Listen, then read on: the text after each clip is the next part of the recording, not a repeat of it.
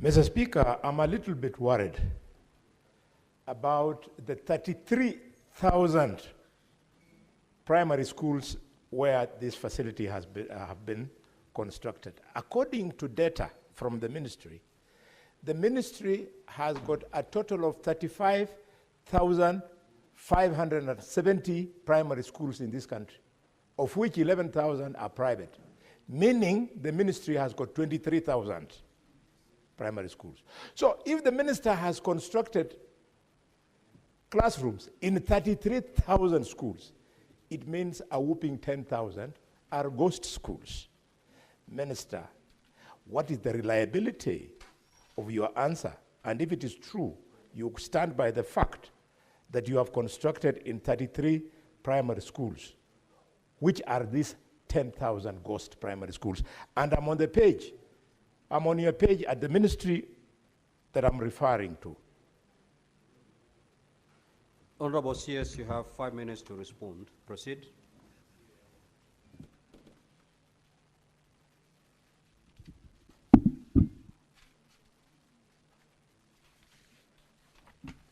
Let me start with the question of Senator Khalwale quickly.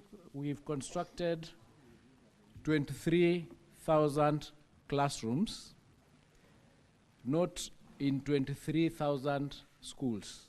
Some of the schools required 4 classrooms, others 5, others 2, depending on the streams that they had. Each classroom required to hold 45 students. So it's not like we've done 23,000 classrooms in 23,000 schools.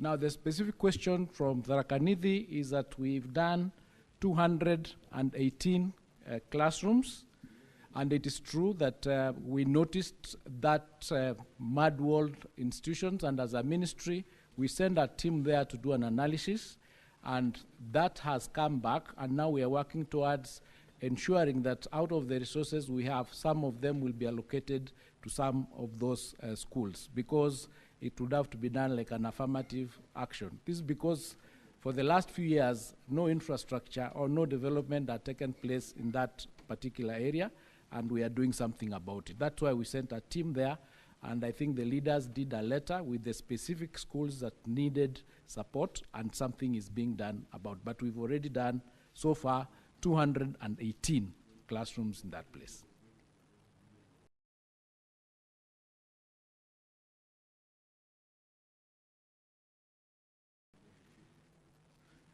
With respect to Senator Mundi, to ensure that all our schools have trees planted, and this is an exercise that is done continuously and would be continuing to do it in those areas. But as a ministry, we do not have an emergency kitty where, for example, in situations where roofs are blown off, we can quickly go into that kitty and release resources for those schools. The only way is for the money to come from the infrastructure fund, and if that infrastructure resource is not given, like it wasn't given for the last previously 2 years, then the ministry's hands are tied to be able to handle those emergencies. Senator Abbas's question, they were in 2 parts. We did have classrooms done in Wajir, 189 classrooms, Mandera 175, and Garissa 132. So some classrooms have been done there. If there are others that need to be done, as I said, as enrollment increases, we are continuing to work towards ensuring that we have infrastructure in these institutions that cover and that are adequate for the students. On the issue of the TVETs that are supposed to be equipped, it is government policy that each constituency has a TVET institution. So far, we've done 252 TVETs in those constituencies, and some of them are very well equipped, and others are awaiting equipment that has been ordered from China. And you know the process of getting these grants, getting those loans, and then getting the equipment here takes time.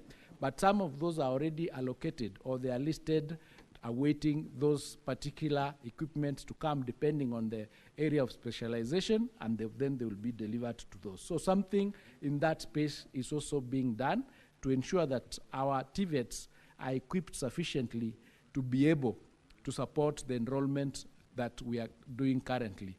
Indeed, as a government, we've now had a policy to increase the enrollment of our TVET trainees from the 297 that were there in 2022 to the 700,000 we have currently, to 2 million hopefully by the end of 2026, so that we can be able to put or to take as many of our young people into those institutions as possible. To Wakil Hillary's question, my learned friend, the additional registration statistics, when we already have these institutions that are not well taken care of. In the verification exercise that we are undertaking currently, part of the information that we are collecting is the number of students in each of those institutions and the status or the state in which those institutions are. This is the information that now will be able to give us data to enable the government make a policy on whether some of those schools have got any basis to remain registered, whether we will move some of those students from one school to another, so that we can have institutions that are optimal in terms of having the right number of teachers and the right number of students. So we are doing something about that, because previously that exercise had not been done. Applications used to come to the ministry on the basis that there is a school that needs to be registered, and if it met the criteria, then the registration was done.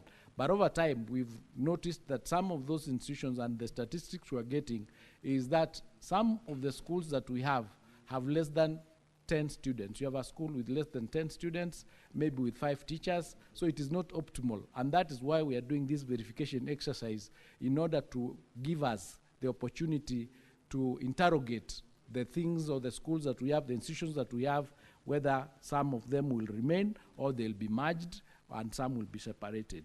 So we are doing something in that space as well. The question of CDF and the fact that the CDF is now undergoing that process of, it might not be out or it might be there.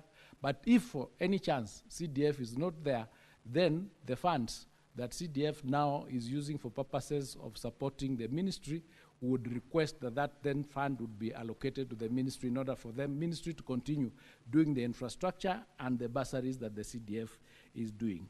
However, part of the exercise that we are doing at the moment, and we think that we need to do, is we want to, just like we're undertaking the verification exercise, we want to undertake an audit of all the money that is utilized in the sector, in terms of all the bursaries that are given by various institutions, by various donors, by various government agencies, so that we can get a figure to know how much is it exactly are we spending in the sector for education.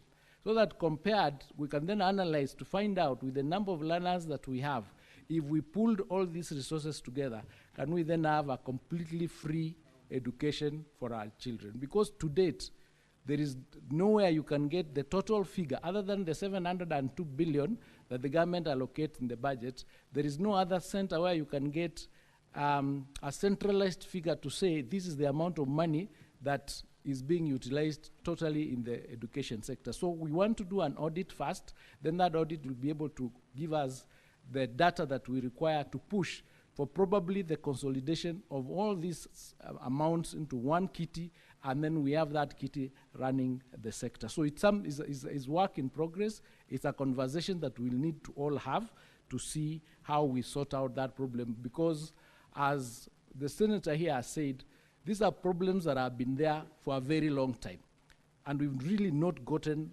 the answers to them, and we are trying to find out what is the best way to do this in order to ensure that we resolve the financial challenges that face this sector. So we are doing something about it as well. And also, to Senator Consolata's question, we are undertaking a new platform in the ministry called Chemis, because we want this ministry to have one single center or one single source of truth. We want every module, everything that happens in the sector to have a module in that system so that we can collate and link what we are doing and we can see each other. For example, if you have 12 million students, when you are buying books or supplying books for a subject, that subject should only have 12 million books, for example. Because we do not normally have a situation where it is, this information is at the same center.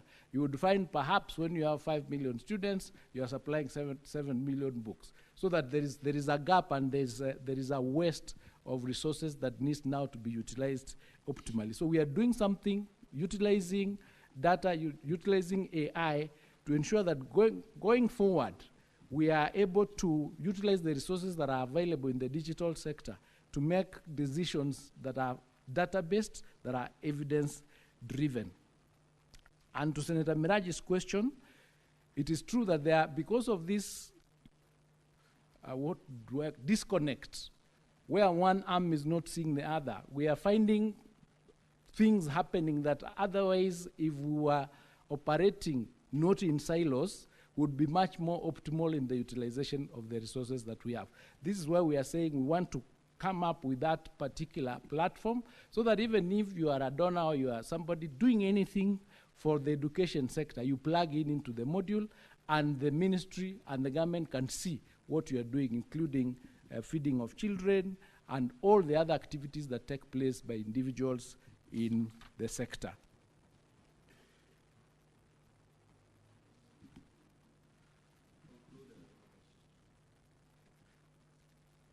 Policy to regulate them. Yeah, the policy is the same thing that I think I've explained. Senator Joyce had requested whether we have a policy to bring all these things together, and we are working on it. It's the same question that I think I've responded to. Thank you. Honorable Senators, we'll move to question number 101 by the Senator for Bomet County, the Honorable Wakili Hilary Sigei. Honorable Senator, you may proceed to ask your question. Thank you, Honorable Speaker. I also want to thank the CS for availing a response to the question which I'm straight away going to ask. This is question number 101.